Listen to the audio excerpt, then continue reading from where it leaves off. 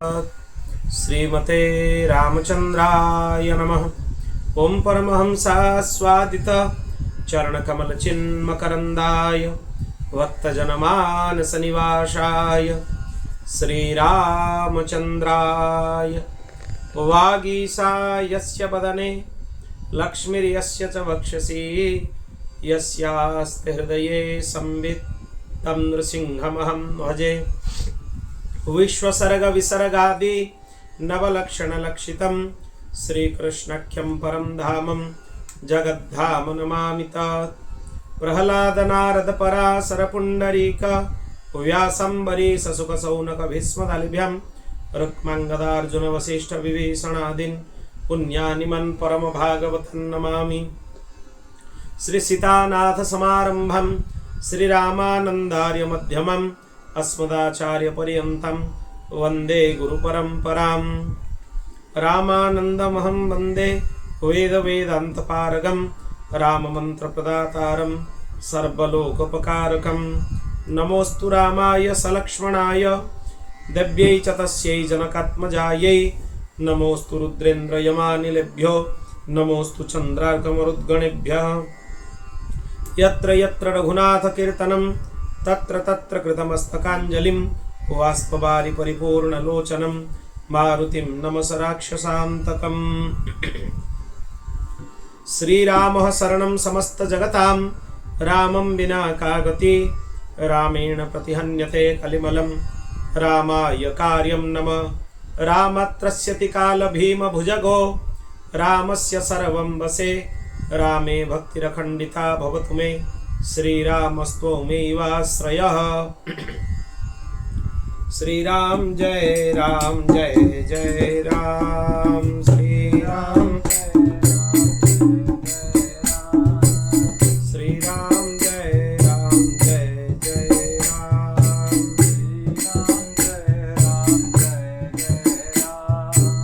श्रीराम जय राम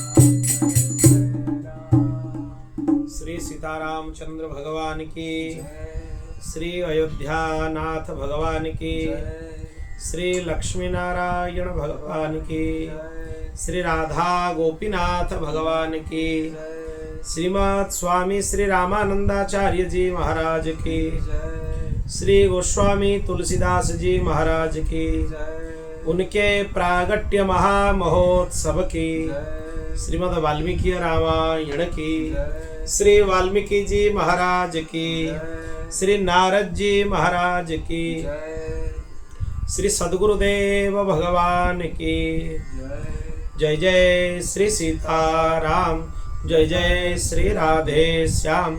हर हर महादेव, निताय गौर हरि बोल।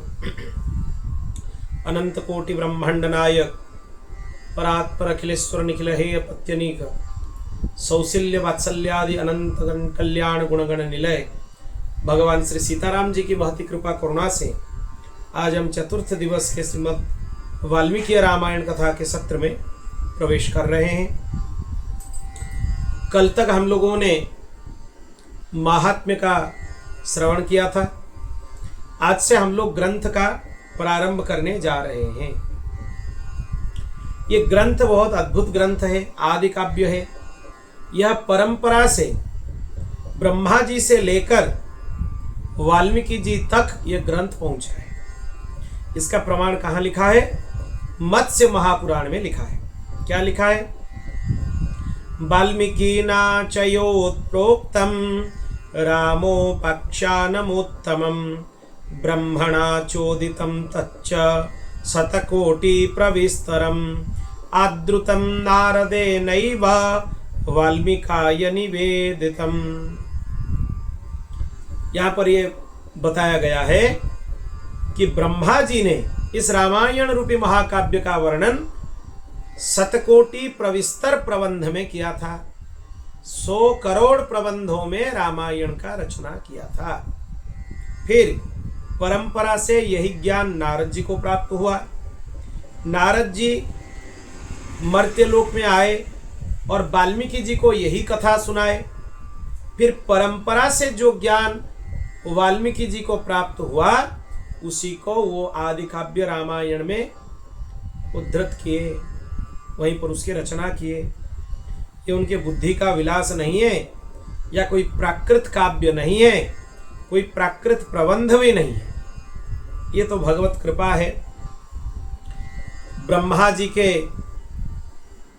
मुख कमल से निसृत वेद वाक्य तुल्य श्रीमद् वाल्मीकि रामायण है, और जो उनको परंपरा से मिला वही वो ग्रंथ में लिपिबद्ध किए। यद्यपि भगवान श्री राम के अवतार काल में वाल्मीकि जी उपस्थित थे, फिर भी वो परंपरा से ही ज्ञान का विस्तार किए। यह नहीं कि राम जी के चरित्र को उन्होंने जान लिया, सुन लिया और ग्रंथ की रचना कर दी, ये नहीं होता। ग्रंथ के रचना में परंपरा जरूरी है। ग्रंथ के व्याख्यान में भी परंपरा जरूरी है। इसलिए परंपरा से ही ग्रंथ का लिखन किया जाता है। श्री हनुमते नमः, श्री गणेशाय नमः, श्री सरस्वत्यै नमः, अस्मद्गुरुभ्यो नमः। ओम नमो भगवते उत्तम श्लोकाय, नम आर्यलक्षणशीलव्रताय, नम उपशिक्षितात्मन उपासित लोकाय नमः, साधुवादरिकषणाय, नमो ब्रह्मण्य देवाय, महापुरुषाय, महाराजाय नमः। जो प्रथम मंत्र है श्रीमद् वाल्मीकि रामायण का, वो है ओम तपः स्वाध्याय निरतम तपस्वी वाग्विदाम्बरम नारदम परिपप्रच्छ वाल्मीकिर मुनिपुंगवम। यह अद्भुत है, यह मंत्र तुल्य ही है।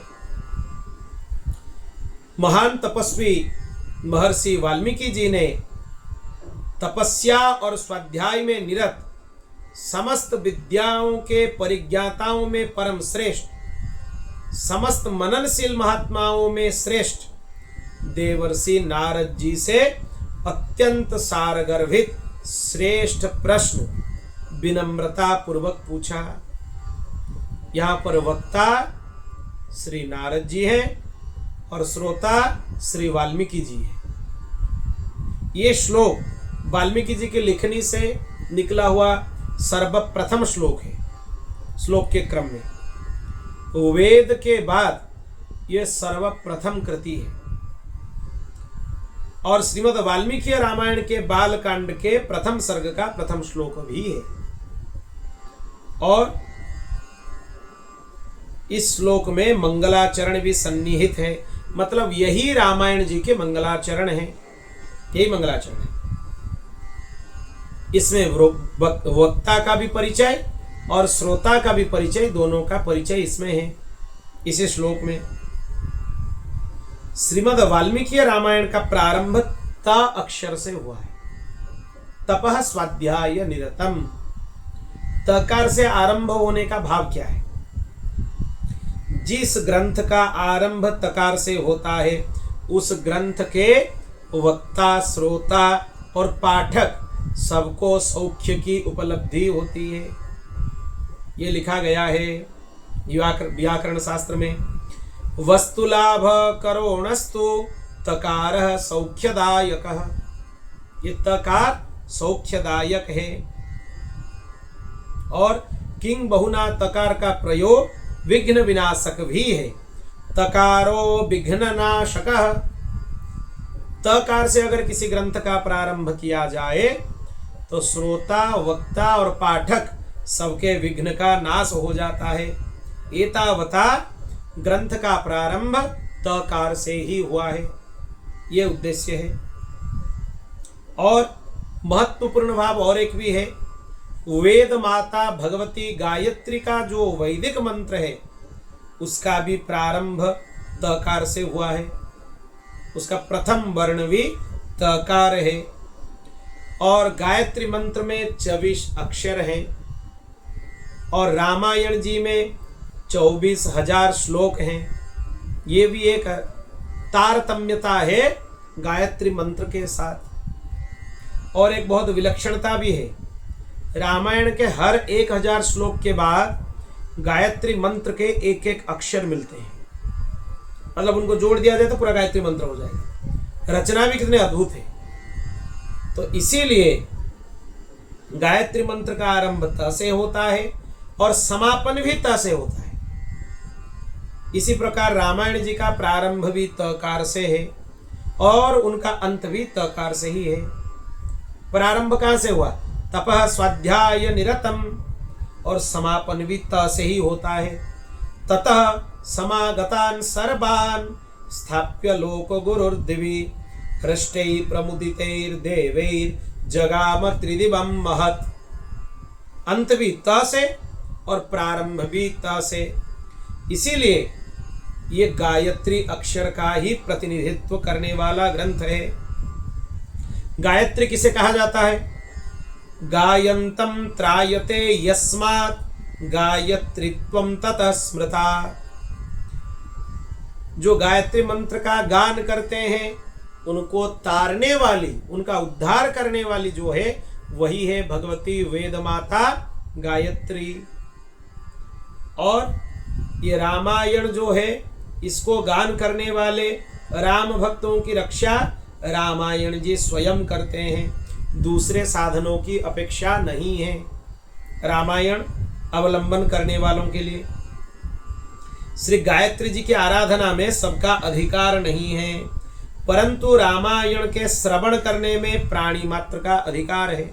सबका अधिकार है, सब लोग सुन सकते हैं। तो इसीलिए ये श्लोक तकार से प्रारंभ हुआ है। ये भी एक वैशिष्ट्य है। इस श्लोक में 4 विशेषण हैं। इनमें से 3 विशेषण श्री नारद जी के लिए है और 1 विशेषण श्री वाल्मीकि जी के लिए है। 4 विशेषण इसमें दिया गया है। नारद जी का सबसे पहला विशेषण क्या है? तपः स्वाध्याय निरतम। तपश्च स्वाध्यायश्च तपः स्वाध्यायौ तयोर निरतम तपः स्वाध्याय निरतम। अर्थात श्री नारद जी तप में, चित्त प्रसाद हेतुभूत व्रत नियमादि कर्म में तथा भगवत विषयक स्वाध्याय में निरंतर निरत रहने वाले हैं। निरंतर भगवत चिंतन, भगवत स्मरण, भगवत गुणगान और भगवत कथा का वाचन करना, इसी में ही वो व्यस्त रहते हैं। ये नारद जी का विशेषण है। तप का अर्थ क्या है? वेद। तप का एक अर्थ भी वेद है। और श्रुति कहती है तपो ही स्वाध्यायः। उन वेद भगवान का प्रादुर्भाव जिन ब्रह्मा जी के स्मरण से उनको उपलब्धि के स्वरूप में प्राप्त हुआ, वही वेद वेद्य परमात्मा भगवान श्री सीताराम जी साकेत बिहारी वही तपस्वाध्याय है। उनमें जिनका मन निरत रहे, मतलब उनके नाम रूप गुण लीला में जिनका मन रत रहे, वही तपस्वाध्याय निरत है।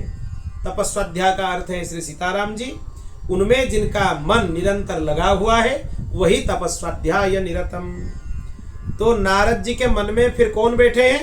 भगवान श्री सीताराम जी। इसीलिए वो है तपः स्वाध्याय निरतम।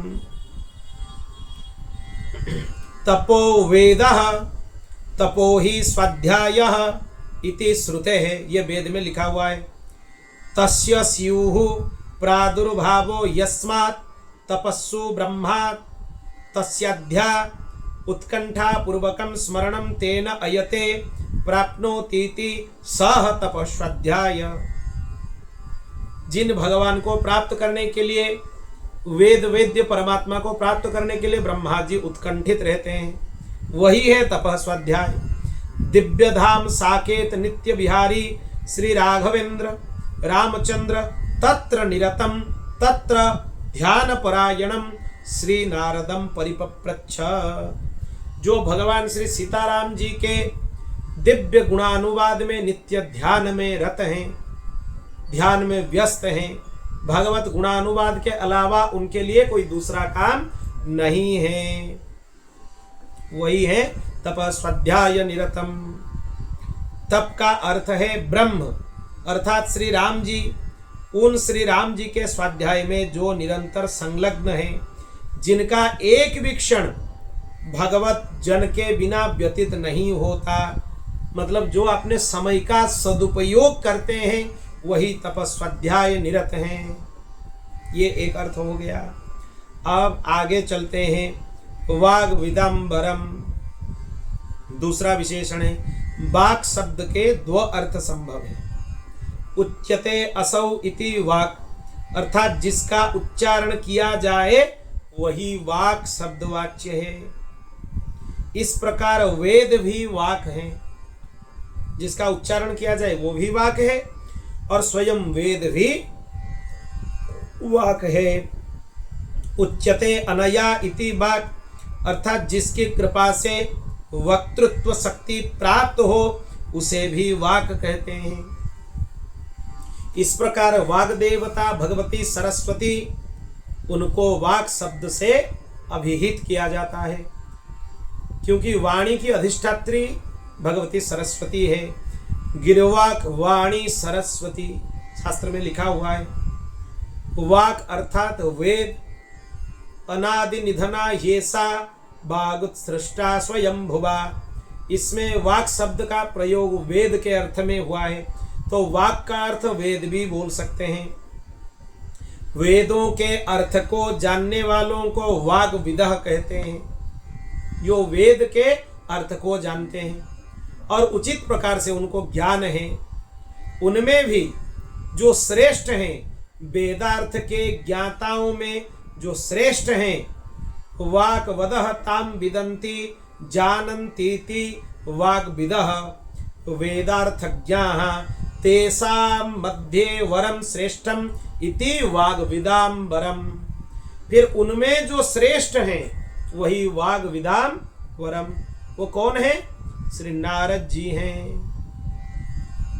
वाक अर्थात सरस्वती, उन सरस्वती की मंगलमयी कृपा प्राप्त करने वालों को वाग्विदा कहते हैं, वो भी बोला जा सकता है। उन सरस्वती जी के पुत्रों में, कृपा पात्रों में नारद जी सबसे श्रेष्ठ हैं, इसीलिए वाग्विदाम्बरम ये भी बोला जा सकता है। एतावता वो वाग्विदाम्बर है। वाग सरस्वती तस्या विद्यन्ते लभ्यन्ते इति वाग्विदः सरस्वती पुत्राः भगवत भक्ततया तेषां मध्ये श्री नारदः वरः श्रेष्ठ। इसीलिए उनको भगवती वाग्देवता सरस्वती के पुत्रों में श्रेष्ठ पुत्र होने से उनको वाग्विदा वरम को कहा जाता है, ये भी बोला जा सकता है। रामायण शिरोमणि टीकाकार बोलते हैं, वाग्विद्भि वेदाद्यभिज्ञैः व्रियते साकेताधिश ज्ञान लाभार्थम स्वक्रियते पूजालंकारादिभिः अर्च्यते वासौ वाग्विदाम वरः तम वाग्विदाम वरम।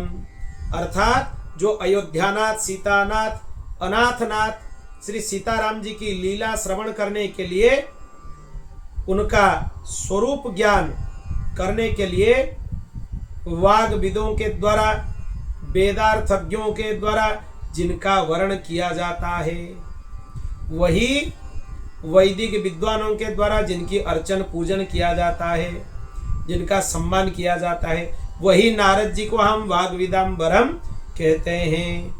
मतलब जिनको सीताराम जी का स्वरूप ज्ञान हो वो नहीं, जो स्वयं सीताराम जी का स्वरूप ज्ञान दूसरों को करा सकते हैं, उनमें भी जो श्रेष्ठ हैं, कराने वाले जितने हैं दुनिया में, सीताराम जी के स्वरूप ज्ञान कराने वालों में जो सर्वश्रेष्ठ हैं वो है वाग्विदाम्बरम, वो हो गए नारद जी। इतने अद्भुत लिखा हुआ है उनके बारे में। फिर तीसरा विशेषण क्या है? मुनि पुंगवम। मुनीषो पुंगवः इति मुनि पुंगवः तम मुनि पुंगवम। जो मुनियों में मननशील महात्माओं में श्रेष्ठ हो उनको मुनि पुंगव कहा जाता है। पुंगव का अर्थ है श्रेष्ठ। बुधे च पुंगवः श्रेष्ठे वृषभे भीषजाम्बरे, विश्वकोश में लिखा हुआ है। नारद जी भगवत चरित्र के मनन करने वालों में सर्वश्रेष्ठ हैं, इसीलिए उनको मुनि पुंगव बोला जाता है। ये मनन किसका मनन है? भगवत चरित्र का मनन, भगवत गुणानुवाद का मनन। उनमें जो श्रेष्ठ हैं वो है मुनि पुंगव। इतने अद्भुत विशेषण है नारद जी के लिए। इन्होंने श्री कृष्ण द्वैपायन मुनि तथा वाल्मीकि मुनि को भगवत लीलामृत का आस्वादन कराया, इसीलिए ये मुनि पुंगव है। भागवत जी के रचनाकार को भी ये ज्ञान कराया और रामायण के रचनाकार को भी इन्होंने ज्ञान कराया, इसीलिए मुनि पुंगव हैं। तपस्वी, इसमें वाल्मीकि जी का चिंतन किया गया है। नारद जी के 3 विशेषण हो गए और वाल्मीकि जी के विशेषण हैं। ये वाल्मीकि जी के लिए क्यों लिखा गया है? कविता कानन कोकिल महर्षि श्री वाल्मीकि जी का जीवन दर्शन इसमें सन्निहित है और उनकी तपस्या बहुत अद्भुत है, इसीलिए तपस्वी बोला गया है। क्यों अद्भुत है?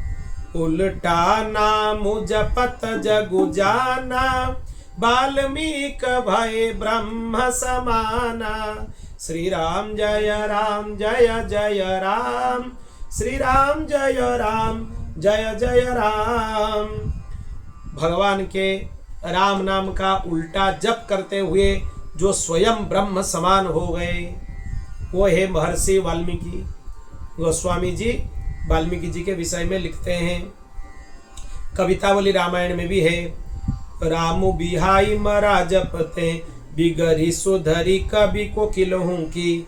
नाम हिते गज की गनिका की, अजामिल की चली गई चल चुकी। नाम प्रताप बड़े को समाज, बजाई रही पति पांडु वधु की। ताको भल अजहू तुलसी जही, प्रीति प्रतीति है आखर टूकी। अद्भुत है।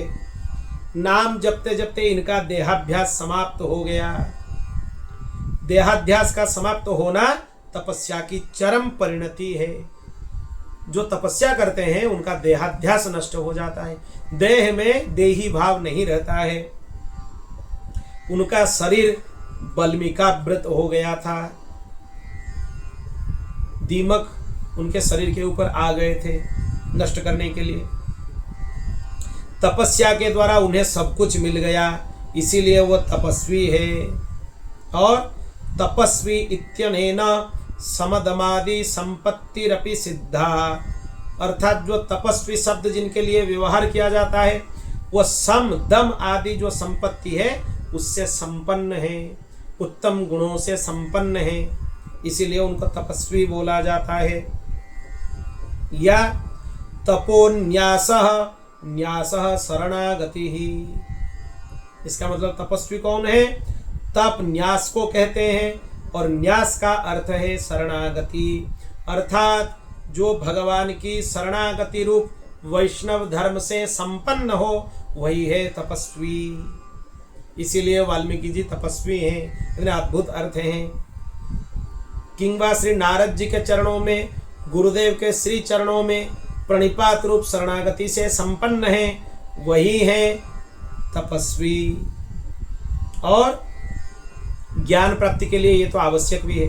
भगवान भगवद गीता में बताए हैं, तद्विद्धि प्रणिपातेन परिप्रश्नेन सेवया उपदक्ष्यन्ते ते ज्ञानम ज्ञानिनः तत्त्वदर्शिनः।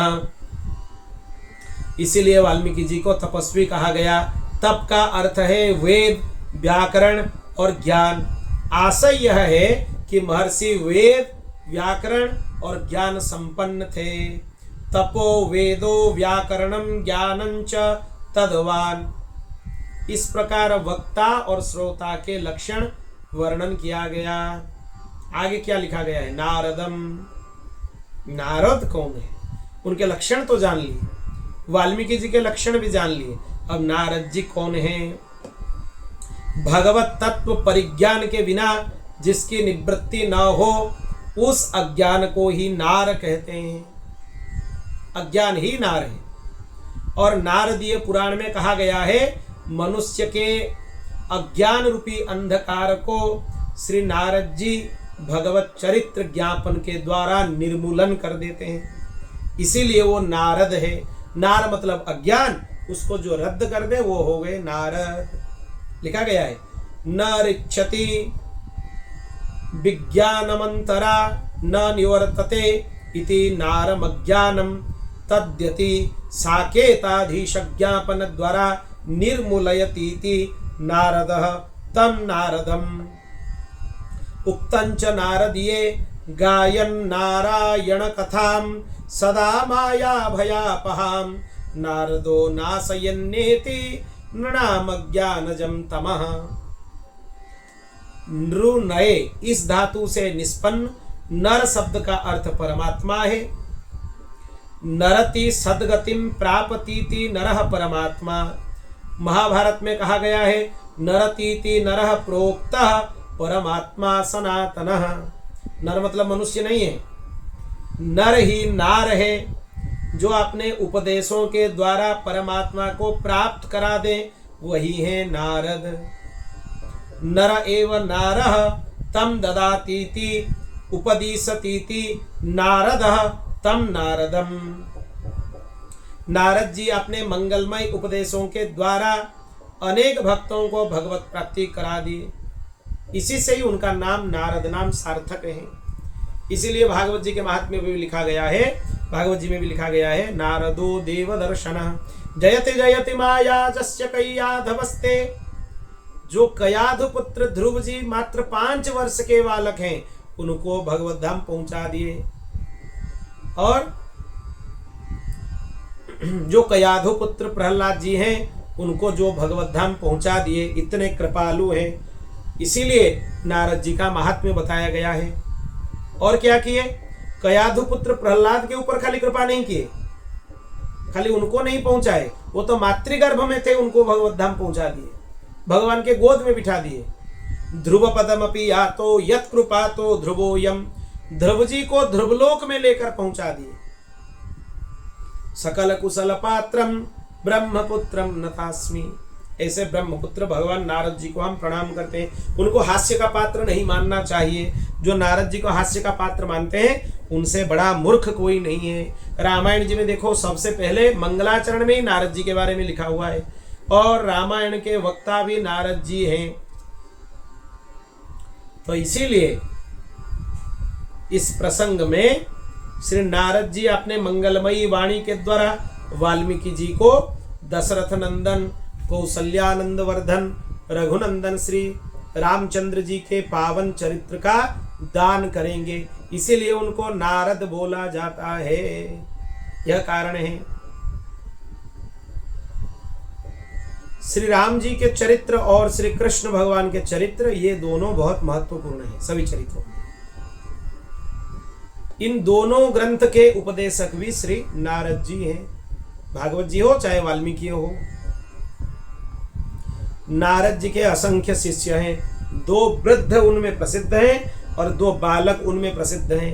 2 बालक हैं प्रहलाद जी और ध्रुव जी, और 2 वृद्ध श्री वाल्मीकि जी और श्री वेदव्यास भगवान, ये भी प्रसिद्ध हैं। इसीलिए भगवान नारद हर जगह परिव्याप्त है। उनका महत्व हर जगह लिखा हुआ है, सभी शास्त्रों में लिखा हुआ है। कृतज्ञता पूर्वक उनके श्री चरणों में प्रणाम करना चाहिए। क्यों? उन देवर्षि देव दर्शन नारद जी के चरणों में प्रणाम करें तो भगवान का दर्शन अवश्य ही हो जाएगा। इतने अद्भुत हैं वो। और वाल्मीकि जी के विषय में अध्यात्म रामायण के अयोध्या कांड में भगवान श्री रामचंद्र जी को अपनी कथा वो स्वयं वर्णना किए हैं, उन्हीं के द्वारा वर्णन हुआ है। क्या वर्णन है? वो बोलते हैं, हे लोकाभिराम श्री राम, जिसके प्रभाव से इस ब्रह्मर्षि पद को हमने प्राप्त किया, आपके उस महिमा मय राम नाम की वर्णन कौन कर सकता है। रामत्वन्नाम महिमा वर्ण्यते केन वा कथम, यत्प्रभावादहं राम ब्रह्मर्षित्वमवाप्तवान। हे रघुनंदन, पूर्व काल में किरातों के साथ रहकर मैं बड़ा हुआ। वाल्मीकि जी बोल रहे हैं, मेरा ब्राह्मणत्व तो जन्म मात्र का ही था। मैं केवल ब्राह्मण कुल में जन्म लिया था, आचरण से शूद्र बन गया था। मतलब वाल्मीकि जी ब्राह्मण ही थे जन्म से। और ये लिखा भी हुआ है वाल्मीकि रामायण के उत्तरकांड में प्रसंग आता है, प्राचेत सोहम दशमस्य पुत्र। नारद जी नहीं, वाल्मीकि जी स्वयं बोलते हैं कि मैं प्रचेताओं के दशम पुत्र हूँ। कुछ लोग भागवत जी के प्रचेता के चरित्र को रामायण जी के प्रचेता के साथ जोड़ लेते हैं, कि अलग है। रामायण वाली प्रचेता संज्ञा अलग है, भागवत जी में प्रचेता संज्ञा अलग है, दोनों अलग है। जन्म मात्र द्विजत्व में शूद्राचार रत सदा। स्वयं वाल्मीकि जी बोलते हैं, जन्म से तो मैं ब्राह्मण ही था, पर आचरण से शूद्र बन गया। चोरों के साथ रहने के कारण मैं भी चोरी करने लगा। ततश्चौरेश्च संगम्य चौरोहम भवम पुरा। चोरों के साथ रहने के कारण मैं भी चोर बन गया। वाल्मीकि जी स्वयं बता रहे, श्लोक प्रमाण है। धनुष बाण लेकर मैं काल की तरह जीव हत्या करता था। लोग मेरे नाम से भय विह्वल हो जाते थे। एक बार एक भयंकर जंगल में मैंने सप्तर्षियों को जाते हुए देखा। किन्होंने देखा? वाल्मीकि जी ने। वे अपनी आभा प्रभा कांति से अग्नि के समान या सूर्य के समान तेजस्वी लग रहे थे। उनके वस्त्र और आभूषण आदि लूटने के लिए उनके पीछे पीछे वाल्मीकि जी दौड़ते हुए चले गए, चिल्लाते हुए चले गए। फिर उनको ये आवाज दिए कि ठहरो, कुछ देर रह जाओ यहीं। सप्तर्षियों ने इनको पूछा, रे ब्राह्मणाधम, तू हमारे पीछे क्यों आ रहा है? तब वाल्मीकि जी बोल रहे हैं कि मैंने उत्तर दिया, हे मुनि श्रेष्ठ, मेरे परिवार में अनेक लोग रहते हैं, वो भूख प्यास में आतुर हैं, अतः आपके वस्त्र धन आदि छीनने के लिए मैं आया हूं। वो अव्यग्र होकर निर्भयता पूर्वक उनको बोले, तू अपने घर में जाकर सबसे एक प्रश्न कर कि मैं जो नित्य ये कुकर्म करके पाप संचय कर रहा हूं, आप लोग मेरे पाप में भागीदार है या नहीं है? ये जाके पूछ उनको। फिर क्या उत्तर दिया उन लोगों ने, आकर हमें बता। फिर वाल्मीकि जी बोलते हैं कि मैंने ऐसा ही किया, मेरे परिवार स्त्री पुत्र को यही प्रश्न पूछा, तो वो बोले, हम लोग तो केवल फल में हिस्सा लेंगे, तुम्हारी लूटी हुई संपत्तियों का भोग करेंगे। पापम तवैव तत्सर्वम वयम तो फलभागिनः। पाप में हम भागीदार नहीं बनेंगे, हम तो फल में भागीदार हैं। स्त्री पुत्रादि का यह उत्तर सुन के उनका मन विचलित हो गया, अतिशय वैराग्य उनके मन में उत्पन्न हुआ। फिर वो मुनियों के पास आकर पहुंच गए और उनके दर्शन मात्र से इनका अंतःकरण विशुद्ध हो गया। मुनिनाम दर्शनादेव शुद्धंतःकरणो भवम। फिर ये क्या किए ना, अपने धनुष आदि अस्त्रों को फेंक कर उनके श्री चरणों में गिर गए और प्रार्थना किए कि आप हमारे उद्धार करें। उन्होंने उद्धार करने के लिए रामभद्र जी आपके नाम अक्षरों को उल्टा करके जप करने के लिए कहा कि मरा मरा जप करो। इत्युक्त्वा रामते नाम व्यत्यस्ताक्षर पूर्वकम, उल्टा करके जपने के लिए बोला। ये श्लोक प्रमाण है। एकाग्र मनसात्रैव मरेति जप सर्वदा, मरा मरा करके जाप करो उल्टा करके, क्योंकि इतना पाप का प्रभाव था उनके श्री मुख से राम शब्द निकल नहीं रहा था, इसलिए मरा करके जपो। हे रघुनंदन, राम जी को बता रहे हैं वाल्मीकि जी, मैं सप्तर्षियों की आज्ञा अनुसार साधना करने लगा, नाम में तदाकार हो गया, देह स्मृति विस्मृत हो गई, और दीमक ने मिट्टी का ढेर देह पर लगा दिया, जिससे वो वांबी हो गई, एक बड़ा वांबी हो गई उनके शरीर पर। 1000 युग व्यतीत होने पर वे सप्तर्षि मुझे कृतार्थ करने के लिए पुनः आए और कहा कि वांबी से निकलो, वांबी से बाहर आ जाओ। मामूचुर निष्क्रम स्वेति, मैं जब उनका वचन सुना कि वामी से निकल आओ, बाहर आ जाओ, फिर तुरंत मैं वामी से बाहर आ गया। उस समय मुनि लोग बोले, आप वाल्मीकि नाम के मुनीश्वर हैं, क्योंकि आपका यह जन्म वाल्मीकि से हुआ है, ये दूसरा जन्म है। आपके शरीर का जो भाग था उसको ये दीमक खा लिए, आप पवित्र हो गए। वल्मीका निर्गतश्चाहम निहारा दिव भास्कर ममाप्युहुर्मुनिगण वाल्मीकि स्वम मुनीश्वर, इसीलिए इनका नाम क्या हुआ, वाल्मीकि हो गया। इस प्रकार सप्तर्षियों के द्वारा वाल्मीकि नाम संस्कार हुआ। इनको वरुण पुत्र भी कहा जाता है। ये जो प्राचेत शब्द है रामायण जी में, ये प्रचेता वरुण जी के संज्ञा हैं, इसीलिए हम बोले थे भागवत जी वाले प्रचेता और रामायण जी वाले प्रचेता दोनों अलग हैं। रामायण में प्रचेता शब्द किसके लिए लिखा हुआ है, वरुण जी के लिए लिखा हुआ है, ये वरुण पुत्र हैं।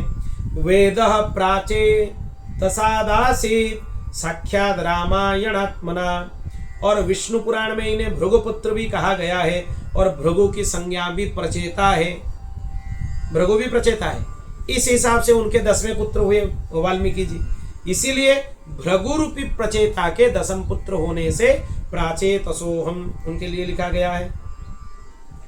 कहाँ लिखा हुआ है, विष्णु पुराण में। रक्ष्यो भूत भार्गवस्त्वास्मात् वाल्मीकिर्यो विधीयते, ब्रह्म वैवर्त पुराण में ब्रह्मा जी ने स्वयं इनका नाम वाल्मीकि बताया। अथा ब्रवीन महातेजा ब्रह्मलोक पितामह वाल्मीक प्रभवो यस्मात् तस्मात् वाल्मीकिरीत्यशौ।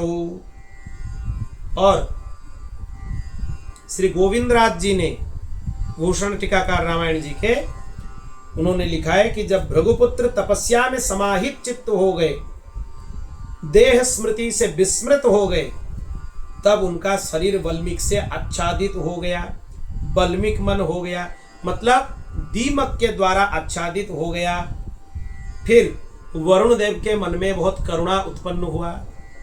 वरुण देव ने जल वृष्टि किए और उनके जल वृष्टि से वाल्मीकि समाप्त हो गए, इसीलिए वो वरुण जी के पुत्र माने जाते हैं। प्रत्यक्ष वरुण जी के पुत्र नहीं है। वरुण जी मतलब कैसे उनके पुत्र हुए ना, जब ये वाल्मीकि में थे उनके ऊपर वरुण जी वृष्टि किए, जल वृष्टि के कारण इनके वाल्मीकि समाप्त हो गया और वाल्मीकि से इनका प्रादुर्भाव हुआ, इसीलिए इनको प्रचेतानंदन कहा जाता है। यही सब कारण है। फिर परिपप्रच्छ, उन्होंने प्रश्न किया। बिना प्रश्न किए किसी को कुछ बोलना नहीं चाहिए, बोलने से ज्ञान का महत्व नहीं होता है, वो रख भी नहीं पाते हैं। किसी को बिना पूछे हुए किसी ज्ञान बताओ, वो ऊंचे से ऊंचे कक्ष का ज्ञान हो, उसके लिए उसका महत्व कुछ नहीं रहता। क्यों? क्योंकि उसके द्वारा प्रश्न नहीं किया गया है, यही कारण है। ना पृष्ठः कस्यचित् ब्रूयात्, इसीलिए बोला जाता है बिना पूछे हुए किसी को कुछ बताना नहीं चाहिए। परिसमन्ततो भवव्याप्ति दोष कथा सुच भाषा श्लेषे पूजने च वर्जने वचने शुभे, ये शब्दकोश में लिखा हुआ है। परि शब्द का प्रयोग पूजन के अर्थ में भी होता है। परिपप्रच्छ का अर्थ क्या है? नारदम संपूज्य पप्रच्छ, मतलब नारद जी को पूजा करते हुए वाल्मीकि जी उनको प्रश्न किए, इसीलिए पप्रच्छ परिपप्रच्छ परि शब्द का अर्थ पूजन में भी किया जाता है। अभिवादन करके, पूजन करके, प्रणाम करके उनसे प्रश्न किया गया। तब आगे वर्णन आता है कि क्या प्रश्न किए और उनके प्रश्न के उत्तर में ये क्या बोले। ये चरित्र हम कल श्रवण करेंगे, जिसमें सतश्लोकी रामायण आता है, जो मूल रामायण बोला जाता है। 100 श्लोक में पूरा रामायण, इसकी चर्चा हम कल करेंगे भगवत कृपा से। आज केवल मंगलाचरण की ही चर्चा हुआ। तपः स्वाध्याय निरतम तपस्वी वाग्विदाम्बरम नारद परिपप्रच्छ वाल्मीकिर्मुनिपुंगवम। श्री राम जय राम जय जय राम। श्री राम जय राम जय जय राम। श्री राम जय राम जय जय राम। श्री राम जय राम जय जय राम। श्री राम जय राम जय जय राम। श्री राम जय राम जय जय राम। श्री राम जय राम जय जय राम। श्री राम जय राम जय जय राम। श्री राम जय राम जय जय राम। श्री राम जय राम जय जय राम। श्री राम जय राम जय जय राम। श्री राम जय राम जय जय राम। बोल भक्तवत्सल भगवान की जय। श्री सीतारामचंद्र भगवान की जय। ओम पूर्णमदः पूर्णमिदं पूर्णात् पूर्णमुदच्यते पूर्णस्य पूर्णमादाय पूर्णमेवावशिष्यते। हरि ओम शांति शांति शांति। श्री सीतारामचंद्रार्पणमस्तु।